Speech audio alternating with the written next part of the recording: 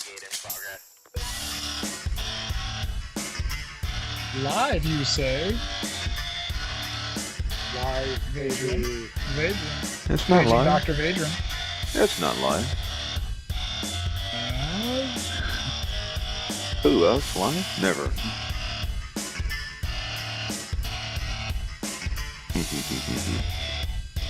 Alright, hell, why not? Welcome to Station 42. I'm your infamous host, Vadran Malik, and with me today is our co-host, Traz Ion. Eye patch wearing scurvy test dog. That's right, eye patch. you guys get that? lame. Right, guys? No. Who writes the show notes anyway? Godric, where are you? Who writes the show notes? Godric is hot on the presses, hooking us up with the technical side due to some pre-show challenges. He's our Station 42 technical lead. Regardless, your pun shall not pass. Hi! Anyway, alright, so Station 42 Newsflash are from Port Olisar correspondent, Traz. Yep. Traz Ion here reporting directly from Port Olisar, where the case of a reptile dysfunction continues its turgid rampage on the citizens of Crusader. In this time of crisis, some local criminals have sought to take advantage of the flaccid local security. A 60,000 UEC credit bounty has been issued for an unknown criminal who hijacked a freighter carrying high-pressure lubricant, as well as a notorious reptile wrangler on her way to Port Olisar to deal with reptile dysfunction.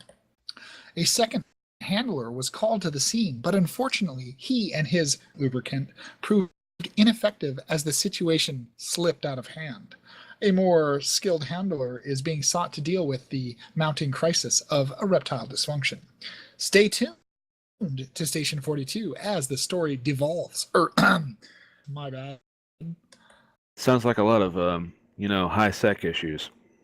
Additionally, our broadcast is supported in part by the Star Citizen Facebook community, aka Ready Player One, the Star Citizen subreddit, Twitch, Twitter, and of course the amazing people at CIG who keep our community thriving. If you're a backer or you're about to be, or if you know a certain person in Wisconsin that would like to be, the show is here for you. So, prepare for the turret state, or raunchy state, of Station 42. Wait, what the hell is... What is turret... Hey! We talked about this. Damn it, Irv. Wait a minute. With the turgid support, Mr. Irv Nation, may he always shoot first. Double entendre. Pew pew. Today I'd like to introduce our special guest, Kevin Gabert, a fellow Star Citizen killing it all the way from... Portland, Where Oregon. is he killing it Salem, from? Oregon. There you go. Salem, Oregon. That place. All right. Welcome to the show, man. Thanks, guys. Good stuff. So, hey, all right. That's the eye patch. It's out. It's hot. It's sexy. And with every iteration, we're getting closer to both a live release and probably one of the most interesting changes to our live play environment yet. What do you guys think? Pretty good. I'm having fun mixing it up online in the PTU and the right now. Well, that's pretty good. You had originally I was under the impression that you didn't have access to the PTU, but you right before the show said that that you did. So how's that been? I don't. I'm not a. I don't get on every day, so I don't get the latest builds that they're doing. The last two I haven't gotten. Just been kicking around there, trying out my ships, the Constellation, and a couple others. Nice. Did you hear about the Benny's challenge that that Disco Lando put out? No, I haven't heard of this challenge, but I know what people are doing with that poor bento machine. Yeah, I spent a little bit of time trying to do that today on patch H. I just had the worst luck with EVA bugs and ship bugs with the I managed to get my laser rifle. I managed to get the Benny's machine all the way out. I had my freelancer backed up and parked right behind. I make it all the way back out with the Benny's. and some guy had taken my freelancer, and I'm like, really? And then he like was nice enough to return it and come back, but I'm like, why would you move it? It was perfectly parked. And and then as soon as I like got it lined up and pushed in, like it glitched and threw me and the bennies like, I don't know, a couple 100 meters away. So yeah, it was crazy. Actually, I'm curious what happens when you respawn your freelancer. Does the other one go away? Because yes. Okay, then I truly am leaving them out in the middle of nowhere. When somebody steals my freelancer, I go back in and respawn another one.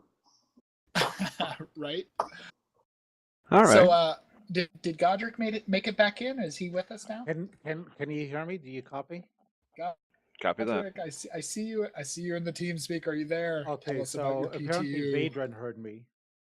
Yep. but, Yep. We Ion might have can't hear lost me. him. I don't know. Damn it. So Vadran, you can hear me, Well, right? anyway. Oh, I can hear you just fine. Iron can't hear you. That's He's the Iron only- doesn't hear it. Yeah.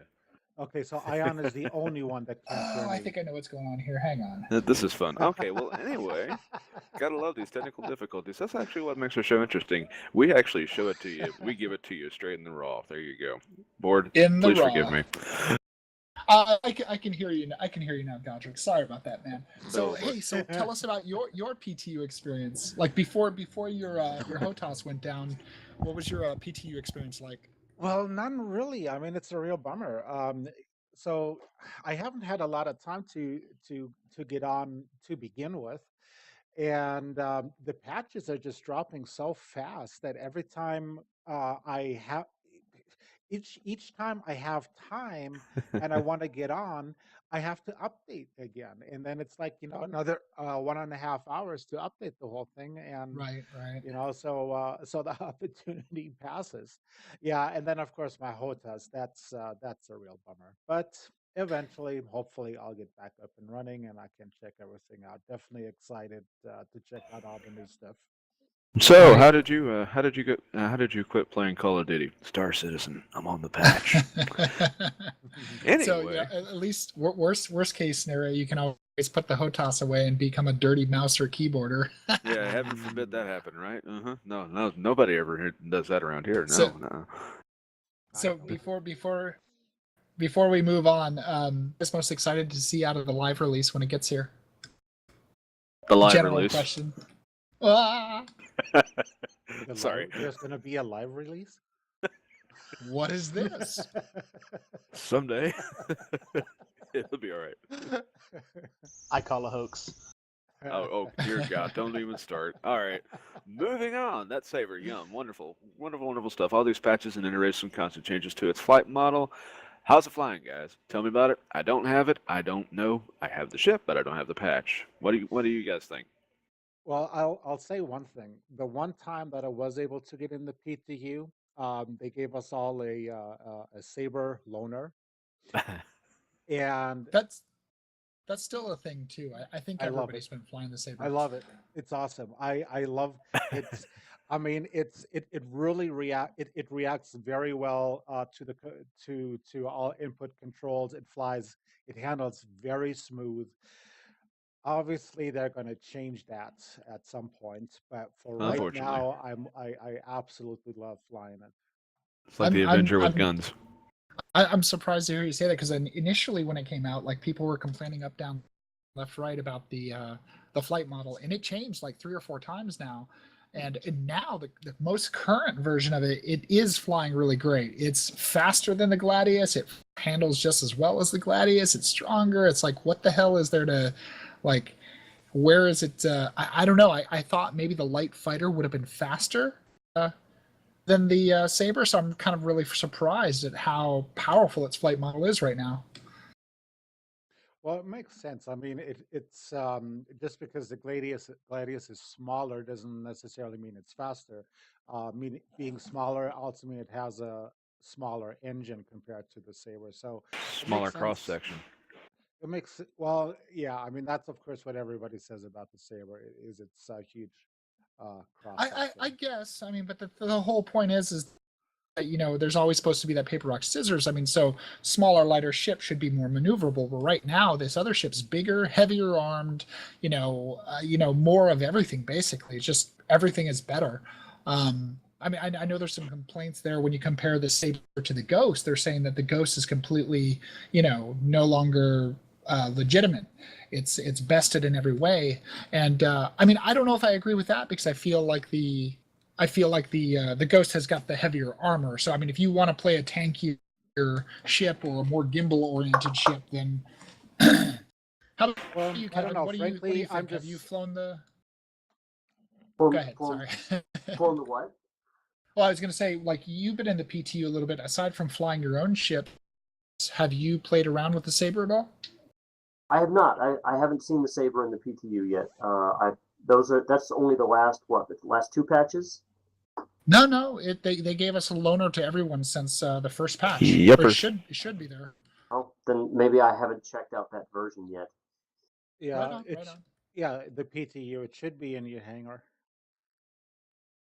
Provided you have the patch. So you have the patch, so you should be able to fly it. I don't know if it'll be in your hangar, but you should be able to at least pull it up in your ring, Commander. Yes, I is was in the able to pull it up in my hangar. Oh, nice. It's that's the one with the red windshield? Is that Bingo. right? Yes. Yeah, Yes. The one. Yeah. Yep. I was able to It's get super it and pretty. It's very nicely done. Yeah. What Have you about the guys had shield any issues? trouble? Yeah.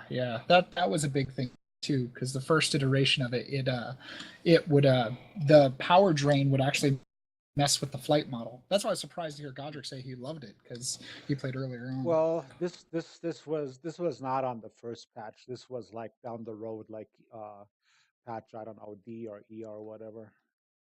Okay, yeah, that makes a lot more sense then. I know that they've fixed it, but what was really weird is on patch 8, which I played earlier today before they released the shield it was disabled. You couldn't mess with the shield anymore. Now you're locked into the stock shield, but they had unlocked the power modules, and you could still mess with the coolers, which is kind of cool. Kind of cool. What about the weapon loadout? That's something that I can't remember. I understand it has 2 size 3s. Four size 3s. It comes stock with 2 of them having gimbals. So either 2 size 2s gimbaled and 2 size 3s fixed, or you can just go 4 size 3 fixed. That sounds wonderful. It is nice. All right. Components access in the hangar. So we're not able to, you're telling me that we're not able to actually go in and adjust the shield, but we're able to go and play with the coolers. Right, the coolers and the power plant right now. So have you tested? Finally, have you tested eye patch any at all? Are you downloading it currently? It's I got it downloaded. I haven't logged in yet. Okay. Could somebody explain to me what the coolers do? That's a new concept for me. So what happens is this is like a car almost in a way. As you fire your weapon, the weapon itself generates heat. The engines themselves generate heat, and what the coolers do is eventually your components will take damage based on heat allocation. So as you fire the weapon, if you don't have coolers, the weapon will get really hot really quick. It'll take forever to go back down, and if they were really going to be technical, they could do something with the distance of the sun having a factor in that. But all jokes aside, it takes forever to go down if your coolers are shot, and you can actually what we have a really dirty term, what we used to say in the Marines, but basically you'll screw up your gun. And it'll melt. If you know what I'm talking about, you know what I'm talking about. We'll just leave it at that. That's a hot gun you got there, soldier. It's a DD. All right. Yeah, no. I think that the cooling issues are kind of they're pretty critical. But I don't know. Have you guys been tracking the game events that CIG's been playing around with in the verse? Been doing some cool stuff. I just want to have somebody chase after me because my bounty's too high. The Bennies? The Benny challenge? Yeah, amongst other things, yeah. What other things? Enlighten us. Well, they've got apparently some of the CIG guys have been rolling in and running like moderated missions. So they've been setting up mission scenarios using live teams of staff and players. So basically, I know that they did like a stranded gladius out in Yella, and apparently that was bait for like a pirate ambush. They did a FPS assault where it was players assaulting a constellation with a bunch of staffers playing the pirates, and the whole goal was to take the ship without destroying it from the inside, because obviously, like, I don't think internal damage has been really balanced out yet. How do you find out about there are a these few things? Oh, I he just hasn't. He's on the inside, man. It'd be nice if God, they I wish. reported these somewhere. It sounds like one of those super secret things going on. He's No, seen things. No, it's just if you're logged in and playing, you'll run into it. The earlier events I found out about just by reading about it in on Reddit. Really busy this week, so I mean I've been getting like an hour, half an hour here and there, and trying to pull a test data to report from that. But today I was flying in the PTU, and I saw like a public enemy level 5 criminal. And so, I jumped in a glaive and went out after them, and got torn to pieces because he basically had an escort, the employees flying with him, whooping ass. And so, it was like 5-on-1 or 5-on-2 or something. Got a few shots in before I had to jump out and go get repaired. So then I brought back a constellation. That was a poor choice. Then I logged out to go to the hangar to reset my Saber back to a combat configuration because I hated the stock loadout. And by the time I got back in, I just got bounced to a different server. And so I was like, oh. Well, I think Board Gamer is helping us out here. Klaus, you want to read that one? Come on, Gabbert. No, I was just putting that in as background FYI. Oh. All right. Hey, there you go. Anyway, all right. So this is starting to bring back some open-ended questions. The thing that I'm wanting to see is PlanetSide. Can you tell me about what's going to happen with? Basically, we're going to be able to be mugged. You're jumping questions. I don't mind jumping questions, and they're not supposed to know. Shh, y'all didn't hear that. He just doesn't want to talk about it. Well, I guess, all right, we'll come back to the other. But anyway, recently Chris Roberts was talking about how the Planet side wouldn't be quite as safe as it was in previous games like Freelancer. Like, I guess in Freelancer it was more of a glorified quest hub and shopping interface. But the fact that now you're actually going to see some, I guess, player versus environment PvE elements to the Planet side. He said it wouldn't be a huge PvP element, so more focused on PvP style conflicts. I mean, what do you guys think about that? Kevin, that's a great idea. Actually, those hubs are the most boring parts of the game. When you go in there, you sit and you're wondering which button you could press or what menu option. The fact that you could get jacked at any point, I think is a great way to play, to be honest. So what I was thinking is that maybe a PvP element could elicit a PvP action, like say you go and you blow up a pirate ship, or if you go and blow up a bounty hunter ship, then you get mugged by the NPC affiliate of that group. That would be kind of cool. Yeah. Well, I mean, I'm all for like more content on the planet. I really want the game to be full scope so that, the people that aren't into being pilots or aren't into crewing ships and doing the space element can actually play the game almost completely from the ground. I know that's probably broader scope than intention, but it'd be nice. What I'm hoping they'll avoid is some sort of thing where you go to a planet, whenever you've seen a walkthrough of a game on YouTube or something, you'll see them running through a level and they'll be like, oh, then there's this guy, he always does this, it's some AI guy, just either cap him in the head or push him down this flight of stairs, and he does that every time. I like the idea of it being unpredictable. It's you gotta always look over your shoulder. Well, what I'm thinking is that they're going to pull things like that. So they might have, like, say, a quest randomizer generator that might have like 1,000 different instances. But after a while, you're going to see that same scenario again, and you'll have an idea of what to do.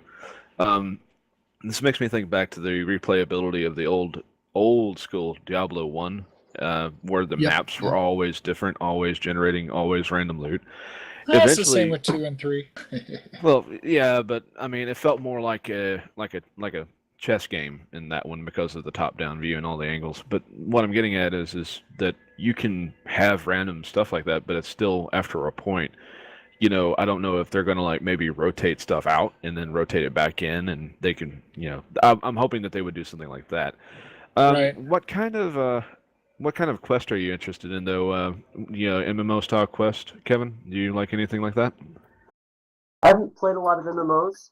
I'm pretty much going with Chris Roberts' word that this is going to be a living, breathing universe in some way. All right. Well, what about the? Would you like there to be something like a quest hub, like a mission hub?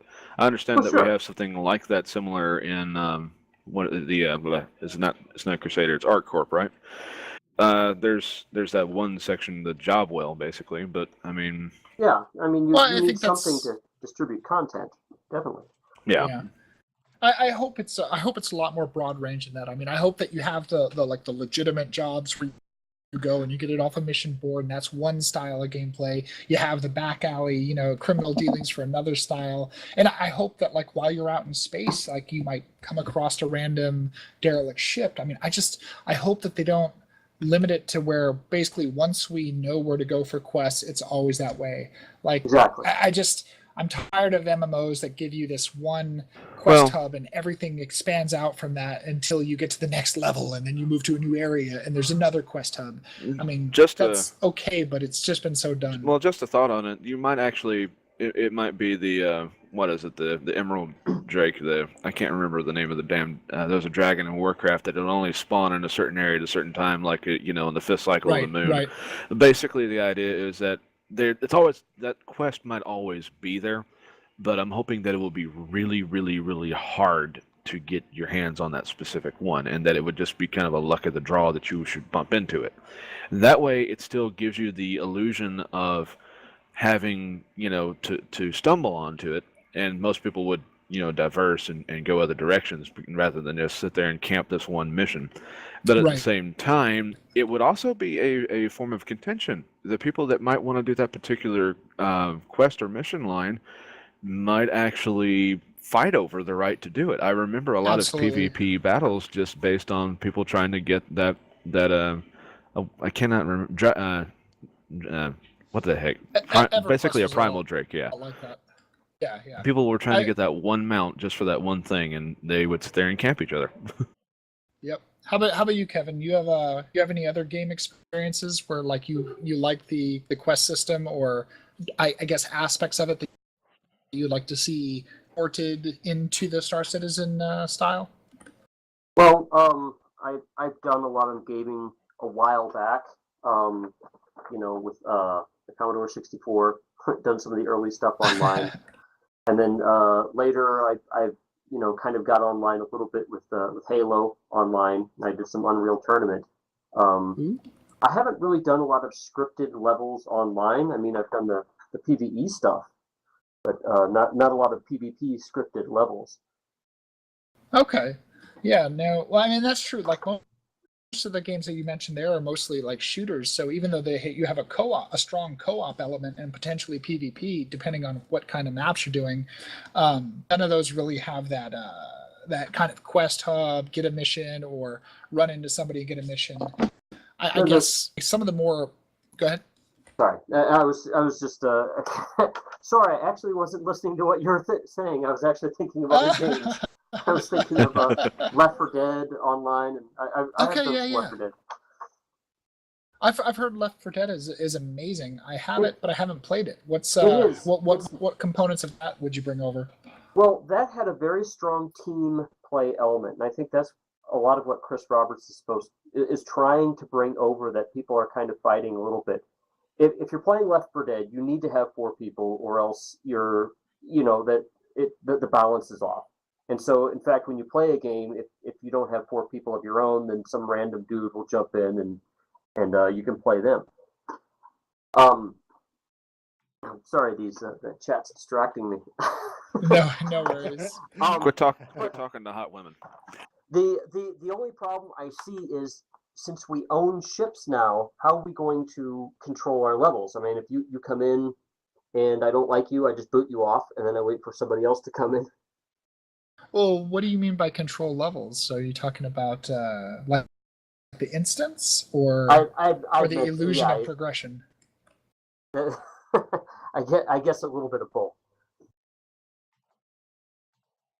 Well, I don't know. Can you explain it a little bit more? I mean, so again, when you go into Left 4 Dead, you'll play a specific player level. Maybe you've got to get to the end of the level, and you'll have some dude jump in online, and then you'll play. After a while, if the dude goes crazy, starting to shoot your own team members, you'll eventually boot him. That kind of thing. Right. Okay. So like basically, when somebody gets dickish and goes griefer, so how will we respond to that? Right. I mean, I kind of hope that the negative ramifications that he will meet if he's successful in his griefing will be met with like meta game punishments, i.e. things like booted from the server. Like if he logs in, all of his characters are locked down, so that all he can do is log into a prison cell and wait out a time. Well, yeah, that so the more he griefs, the more. Go ahead. So the question is, okay, fine, you do have somebody go griefer on you, and you boot him from the server for whatever reason. Now you got to get another guy on your ship. You actually have to stop off someplace and pick somebody up, or does another one spawn on your ship? My two cents to that is that if you're usually a lot of people will be running their own NPC crew, right? And so they allow other people to take control of said NPC crew member. So if he's got to go, then your NPC is taking over. Oh yeah, that's accurate. I was going to say there's a misconception running around the community where people are really worried about the whole agent smithing. Basically, because a long time ago they talked about how we would be able to co-op into our friends' NPC characters. So I mean, yeah, if you let somebody co-op into your NPC, hopefully it'd be a friend that you trusted. But the thing with that is that can't be done out in the field. It can only be done at like quest hubs or in port, where it would basically make sense. So like basically once they commit to playing that NPC, they either play with you until you get them back to port, or if they have to log off before you do, then that NPC is then just taken back over by an NPC AI. So that should kind of solve the issue, because if you have somebody with you as a player and they go griefer-tastic on you, and then you kill them or they get logged off, then you're right, you're going to be a man short, and so you might have to stop off somewhere and either hire another player or hire an NPC. Okay. I mean, I think that's how it's going to work out. Sounds reasonable. Yeah. Yeah. But another part to what you had said earlier too is I think and it went right out of my head and I forgot. Let's talk about a massive planetary ground war. Ooh. Please. That's what I want. I'd like to at least have that. I mean, it could be a completely PvE scripted thing, but it'd be cool to see. I hope so. I hope down the road we see ground vehicles, ground mechs, and you see, I mean, even though Chris Roberts just recently talked about, not being so PvP oriented on ground stuff, I think that's maybe more in cities that would hold true. I'm hoping there'll still be like crepit, ruins of cities and alien civilizations where like PvP can happen, and it's just, free roam and like maybe some tactical, almost Planet Side 2-esque kind of, nice. Objectives and things like that. Well, remember, he wants you to invest something in your character. He doesn't want people to be just cannon fodder, and something like that sounds like it'd be great inside of a simulation inside the game. Oh, maybe. I mean, I know with Star Marine, definitely, right? But I mean, if it works really well in Star Marine, I think that there'll be demand for it to be ported out to the universe in a more real life risk scenario. I think that more Arma-esque. What's that? Is Star Marine really a separate part of the game? Is it going to be Star Marine and then the PTU? No, the Star Marine is just like Arena Commander. It's a simulation run from your in-game simulation pod. So it's a video game inside of a video game. Basically, it allows you to actually test out the FPS mechanics without the actual loss of character. Right. But they've also talked about how I believe that they've mentioned that like AC will eventually be like the time to kill and the hit point values of ships is going to be modified from what it is in the persistent universe, because the persistent universe is a reflection of AKA real life, while as the the simulation is just that, it's a video game. So that way you're not spending 40 minutes getting through wave 18. You can breeze through tons of Andal in 18 minutes, 15 minutes, 12 minutes, whatever. But then when you get into the persistent universe, those same Vandal are going to whoop your ass. So I hope they do, because right now AI is kind of easy.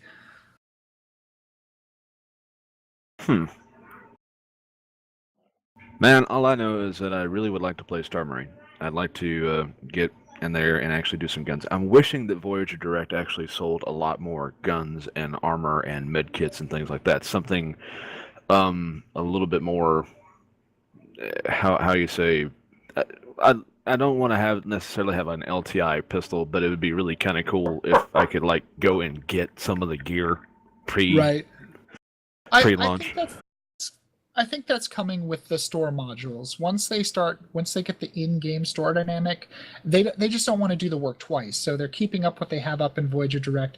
And once we actually have Star Marine and we actually have in-game FPS, and it's moving. Like with this patch, I mean, I don't know if the small things that people don't talk a lot about in the patch, but like the FPS animations are now starting from Star Marine to get integrated into the live stream. It's into the live code base. So like now you've got the new EVA, physicalized EVA mechanics.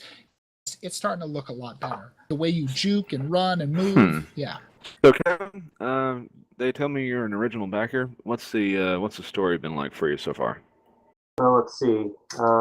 That was back in early November 2012. Just surfing around. Actually, I believe it's my first or second Kickstarter. And I thought it was a big deal to put in $110 for a freelancer. I agree. I was negotiating with my wife about buying electrons. Should we get the freelancer? Should we get the Cutlass? And I spent like a week figuring out which one to get. And then, I dropped the money because I had to before the Kickstarter ended. And then, just as time went along, actually, I didn't really buy any more ships till the Gladius, I think, came out. And then the Gladius is pretty season. too. That was the first time. I think that was the first we're gonna make a new ship just for you guys kind of thing. And then I just went crazy after that, and I won't tell you how much I spent now. It's perfectly fine. Did you manage to pick up a golden ticket though? No, I haven't. I have a friend that has a golden ticket. Was asking me recently if I wanted to buy one. Well, he was asking me if I wanted to buy it, but then again, I went over the rules and stuff like that, and apparently it's the whole account. Yeah. I was thinking it might go past the account. I didn't want anything to be frowned upon on my account if I had that account. So. Right. But I still know the guy, and nice. He probably still has it for sale. Well, unfortunately, I know that the golden tickets aren't a giftable item, so the only way to attain one is just to pick up the whole account, and it's the only thing missing from mine, and I'm so sad. What's the guy got to do? And that's part of the terms of service is that you cannot take somebody else's golden ticket. So no, there's no way you can get one. Well, you're not supposed to be able to sell your account. Although, right.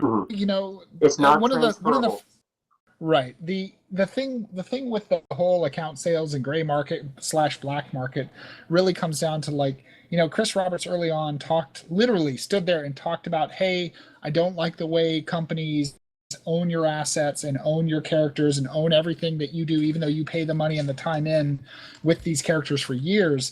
I want you to buy from us as much as possible. You spent the money at CIG and that ship has been purchased. We're not going to try to, own that and make every time it's transferred between people, we get another cut. Like you bought it, do what you want with it, and so on. But the problem is you get scammers and they just wreck everything. So, Yeah. And since accounts, when they're sold, that just creates a nightmare for the customer service. So even though I don't really think that philosophically there's an opposition to it, a waste of CIG money, time, and resources that they just cannot support it. The gray market is always on that line, but it's okay because it's just ships. But account sales, yeah, that's where they kind of have to officially draw the line. Well, it was also that they didn't appreciate because when ships first started popping up on eBay and stuff like that, they were, as they are now, um, they were they're sold for double the price, hundreds of dollars more, and Chris Roberts did not like that either. Well, I mean, and I understand because most of the communities from gamers, we've all come from games like World of Warcraft and EverQuest and this, that, and whatever. And all these games are always crushed. Their economies are always crushed by in-game sales of in-game assets for real money.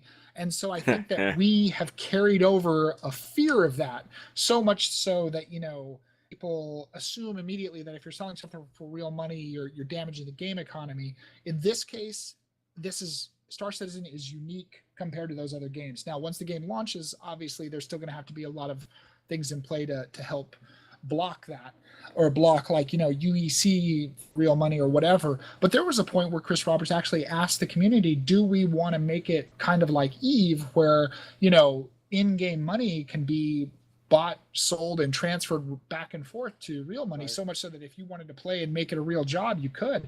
And that was, at the time, I was very anti that, because I also come from the gaming background of I want everybody to start on equal grounds. I mean, and whatever. I mean, really the only reason I'm okay with us buying ships is because it's funding development. At some point, I'm looking forward to when ships can no longer be bought with real money. But anyways. What's your activity been like, Kevin? Off and on. I'm a busy father of two, so occasionally, every few weeks, I'll get on with a friend or two. Okay. Got any? I don't know if I'm typical or atypical. I know that there's a lot of people who just keep their nose to everything that's going on, but I don't know how. There's so much going on with the game that it's impossible to keep up with it. So, got any other partners in crime, or you guys get on a lot, or you got like 3-5 people, or just you and a friend? None that I'll name, but yeah, I have a few. Oh, so he's a dirty pirate. I like him. All right. Not everybody's I'll refer dirty them as a pirate. to you so that you can interview them as well. Fair enough. Nice. Go ahead. Go ahead. Wah, jinx. Double jinx. Anyway, take it away, Ian. No, I was just going to say, so, I mean, that's pretty awesome. I think that us crazy players who are nose to the millstone and catching every detail, we're the anomaly. I think more people are like you, or just dip in and play a little bit here and there, and maybe keep up on social media.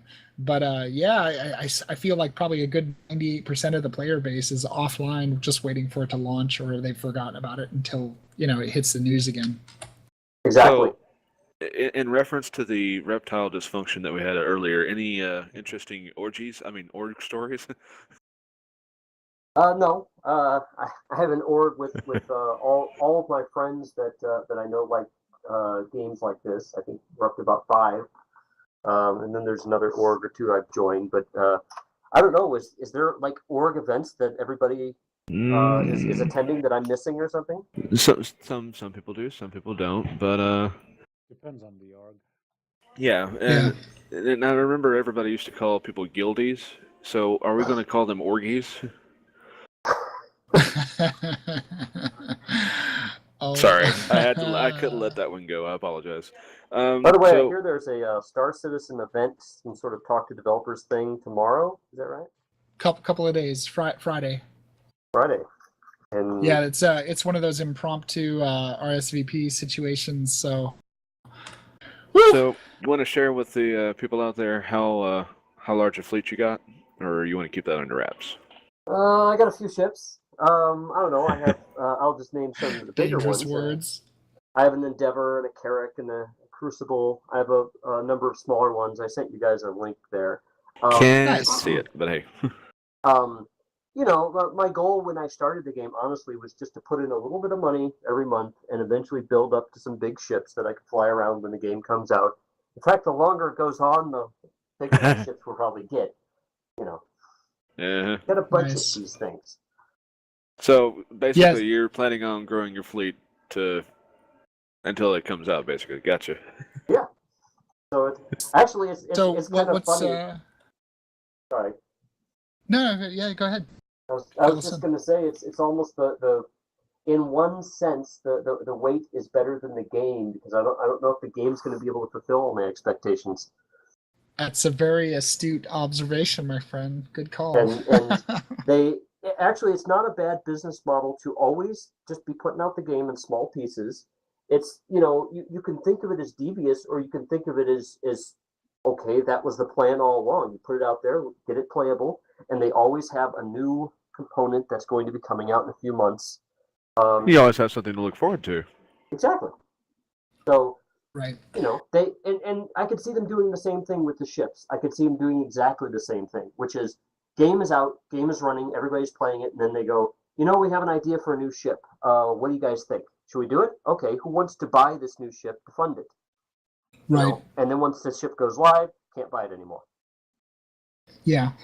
I think it's a nail on the head there too. Like, the people, it's funny. I mean, the game's not out, but it's out, because being involved in the community, being involved in what's going on, how it's. I mean, this is the most amazing last couple of years.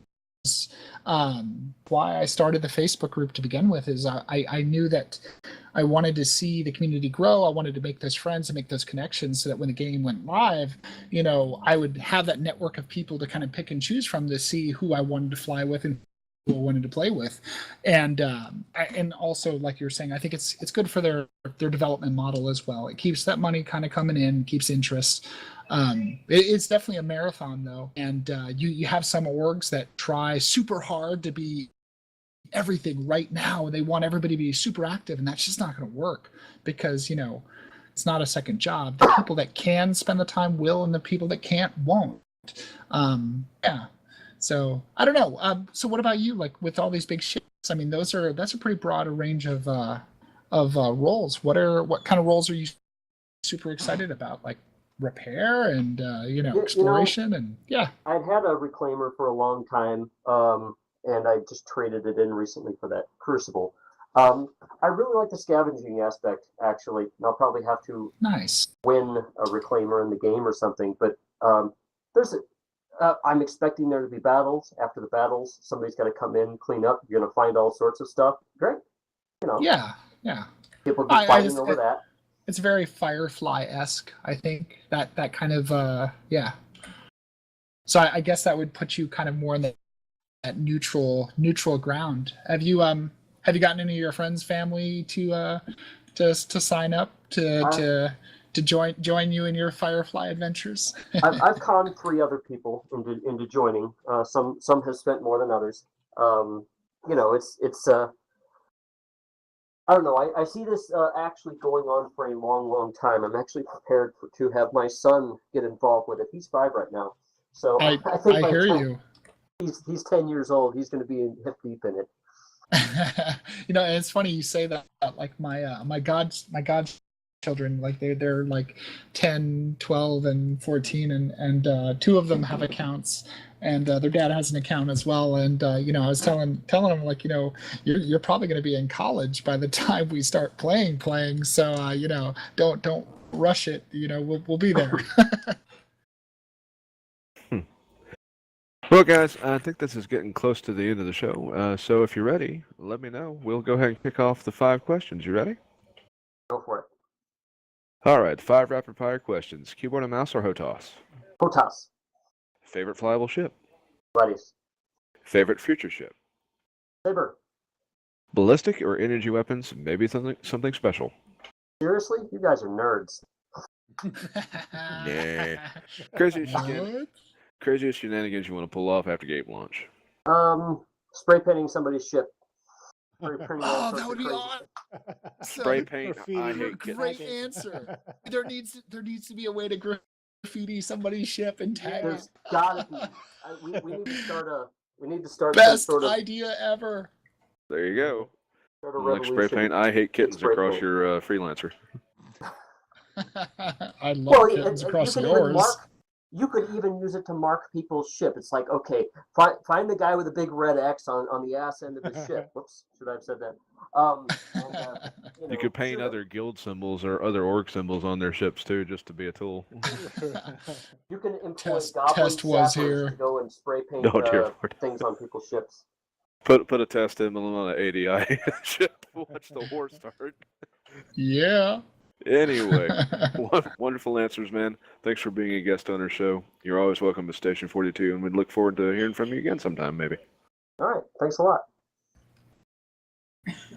Yep. Hey, so listeners out there, new and old alike, thank you for spending your listening time with us. If you liked our show, be sure to like and subscribe. And cookies are always appreciated. He said cookies, folks, I promise. He said cookies. It did, pretty much. Cookie. And don't forget, if you Cookies. happen to like the intro and outro music of today's episode, please be sure to check out the link in the YouTube notes. I always have that open. If somebody wants to download it, use it, do whatever you want to with it. It's open to the public. Woohoo! Great stuff, man. Give it a spin if you guys have, the interest. Thanks, everyone. We will see you next week. All right, rock and roll, Godric. Table flip that leet techno beat. Taking it out.